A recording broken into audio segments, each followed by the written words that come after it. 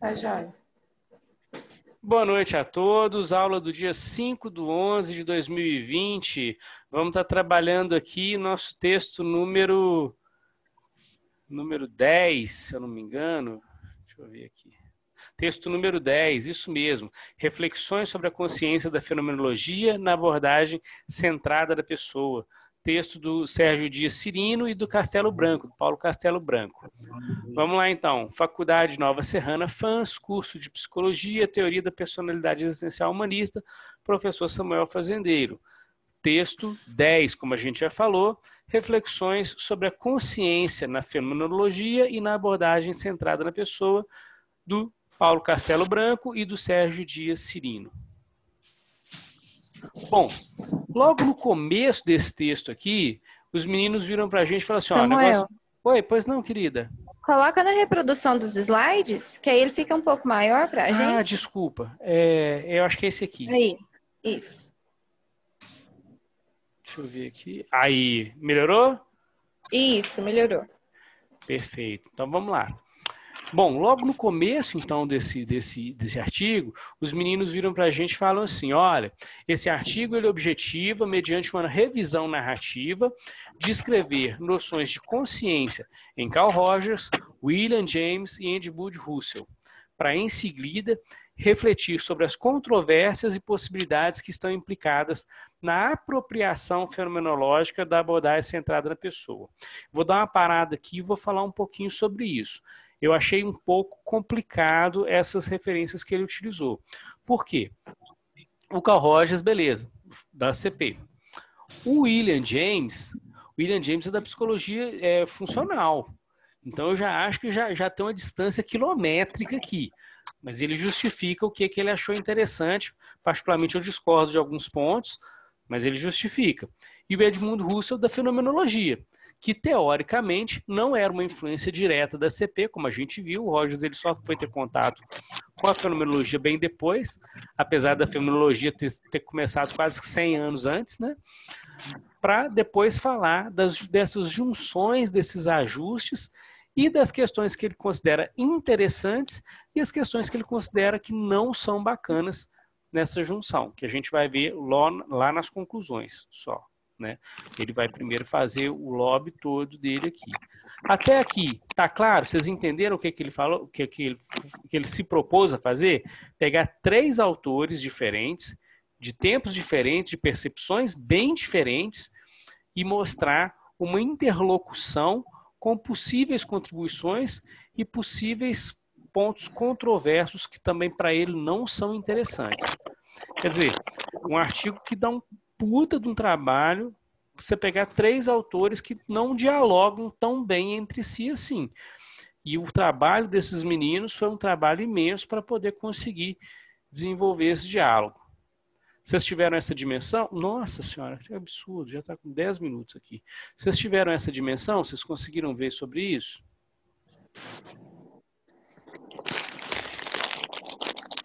Bom, tudo bem. Vamos lá, vamos caminhar mais um pouco aqui. Vamos ver até onde a gente consegue ir.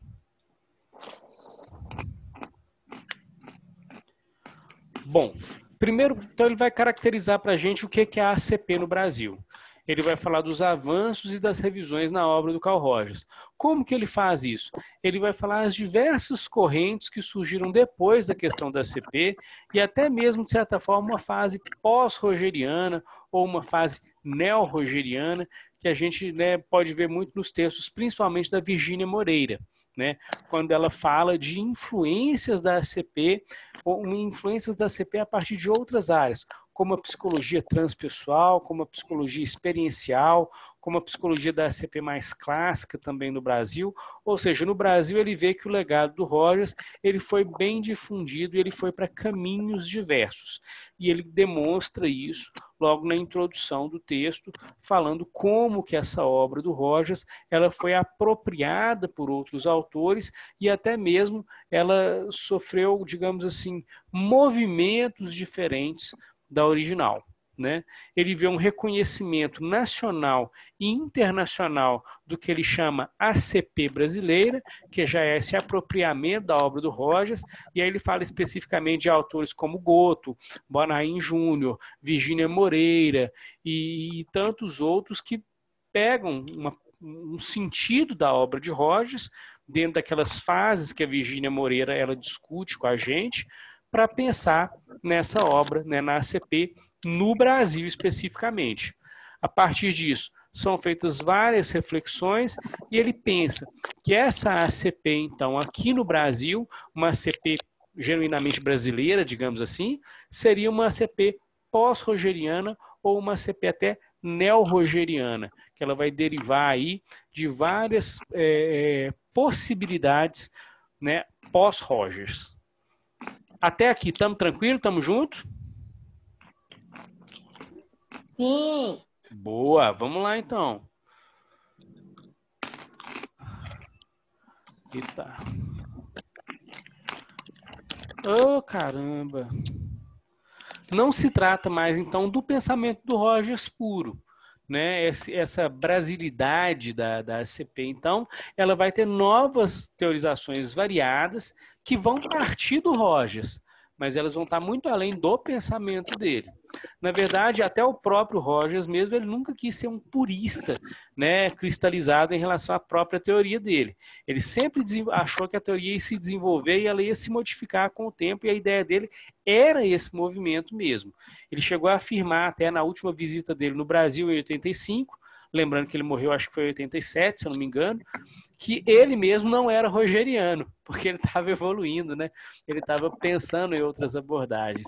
Nesse sentido, é importante não apenas a gente ignorar os desdobramentos de um andamento nos últimos 20 anos após sua morte, aí confirmou aqui, 87 mesmo, como estabelecer um diálogo entre essas diferenças que vai preservar a proposta original do Rogers com também, né, esse caráter humanista, esse respeito pelo ser humano, suas potencialidades, mas um pensamento vivo nas diversas vertentes, como é o caso aí que eu falei da psicologia experiencial, da psicologia transpessoal e tantas outras que foram se desenvolvendo, né, originadas nas fases desse pensamento rogeriano, tão bem descritas aí pela Virgínia Moreira, assumindo diferentes caminhos epistemológicos, né, da continuidade dessa construção teórica, que muitas vezes elas se tornam tão diferenciadas que até parecem outras teorias, mas elas têm um ponto em comum, não dá para negar isso.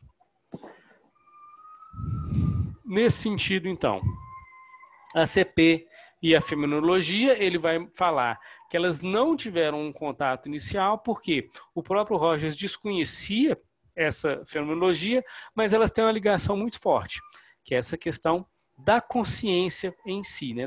da própria consciência. Essa questão da consciência, a gente vai pensar assim que deriva também da personalidade, que é a nossa disciplina, e por isso que a gente escolheu esse texto para trabalhar. Com os investimentos oriundos da Fundação Rockefeller, a convite da APA, que é a Associação, né, de Psicologia Americana, o Rogers desenvolveu diversas premissas sobre a questão da estruturação, da desestruturação e da reestruturação da personalidade com dinâmicas e comportamentos, né?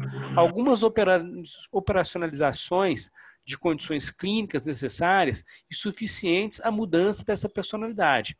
Pesquisas empíricas, tais condições e mudanças. O Roger, acima de tudo, ele sempre foi um grande pesquisador. E ele estudou muito sobre essa questão da personalidade também, mas é uma personalidade pautada num consciente, uma personalidade pautada nas relações indivíduo-mundo, né? E nessas relações de construção e autorregulação desse indivíduo. Então é bem bacana a gente pensar isso aqui na nossa personalidade. Essa personalidade, né, que o Rogers estudou, ela tem um cunho também voltado aí para uma visão, de certa forma, fenomenológica, apesar de não ser da fenomenologia. Por quê? Porque ela faz essa questão da consciência muito forte, essa questão de abertura à experiência, mas também uma questão existencial no sentido da liberdade e responsabilidade do indivíduo. Tranquilo? Samuel, Pois não. essa ressignificação da personalidade, essa mudança da personalidade que o Rogers identifica, ele identificou a partir de análises clínicas? Sim, na verdade, os estudos dele, de Rockefeller, ele trabalhou muito com crianças, principalmente no processo de aprendizagem. E aí, nesse processo, ele viu um crescimento desses indivíduos a partir, por exemplo, de um bem-estar, né, proporcionado por uma aprendizagem voltada para valorizar o saber desse indivíduo. Então, ele via quando esse indivíduo ele tinha esse acolhimento, ele tinha esse cuidado no aprendizado dele, e isso já demonstrava uma nova postura em relação àquele processo. Entendi, então, essas mas análises então foram clínicas. Ele identificou também que a pessoa tem essa consciência de que ele está mudando a personalidade dele. Na verdade, como a gente viu, são várias teorias. Tem algumas teorias, as teorias psicogenéticas, que vocês devem ter visto em Personalidade 1, que elas são mais voltadas para uma formação quase que psicogênica do indivíduo, então a mudança dessa personalidade é considerada quase que inexistente nesse tipo de teoria, e tem as teorias mais construtivistas da personalidade, mais sociais, que aí elas relacionam ou com uma mudança quase que exclusivamente social, como é o caso aí de um pensamento mais sartriano, por exemplo, como também tem aquelas teorias que elas pegam as duas, né? Uma parte biológica de formação de caráter e temperamento, mas uma outra parte voltada para a formação, né, social desse indivíduo, que aí mistura um pouco. Na verdade, tem tantas teorias da personalidade quanto teóricos da psicologia, né? É uma área bem ingrata, digamos assim, né? Então, são muitas teorias. O Roger, em si, ele identificou que essas pessoas tinham consciência dessa mudança? Ele acredita que essas pessoas elas tinham consciência de mutabilidade de sentido. Por exemplo, entendi. elas buscam um ideal de eu a partir das vivências, das experiências, né? Melhor falar experiências. Então, ele, por outras palavras, ele entendeu que a pessoa, a partir de vivências, de experiências, ela identifica essa mudança na personalidade. Sim. A gente pode... Sei. Talvez não a pessoa em si, mas essa mudança é visível. Sei. Entendi. Tranquilo? Muito obrigada. Beleza. Vamos lá. Estamos com 1 minuto aqui. Menos de 1 minuto agora. Eu estou achando que eu vou só passar esse slide. Tá. Mas a gente ainda vai continuar a introdução. Vamos tentar fazer esse? Que aí eu acho que dá, né? Se cair, a gente volta. Bem, sobre a questão da experiência da consciência, o Rogers vai entender a experiência como tudo que passa no organismo em qualquer momento e que está potencialmente disponível à consciência. Em outras palavras, tudo que é suscetível a ser aprendido pela consciência. O organismo, em todos os momentos, é um sistema organizado total, no qual a alteração de uma das partes pode produzir modificações em qualquer outra.